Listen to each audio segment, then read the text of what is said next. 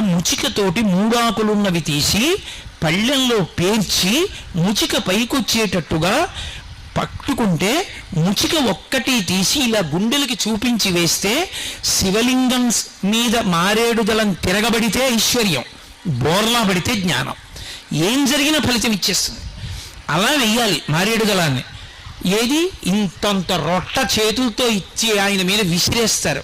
మీరు ఎప్పుడైనా గమనించండి, మారేడు దళాల మధ్యలో చేతులు పెట్టి కాసేపు ఉంచండి, బొబ్బలు ఎక్కుతాయి. అంత వేడి మారేడు దళం. అంత మారేడు దళాలతో గుళ్ళో ఆయన శివలింగాన్ని అంతటినీ కప్పేస్తారు. నిజంగా ఆయన ఎంత ఉడికిపోతాడు లోపల. అలా కప్పేస్తే కనీసం కనపడుతుందా? ఆయన అంతటా ఉంటాడు నిజమే. భక్తి అన్న మాటకి ఉన్నాడన్న మాట ఒకటి ఉందిగా. ఏది పూజ అసలు? అసలు ఆ భావన ఎక్కడుంది? పత్తిరి సుమంత నెవ్వాడు పారవయించు. వాడు పత్రి పారేశాడంటే ఆయన మీద.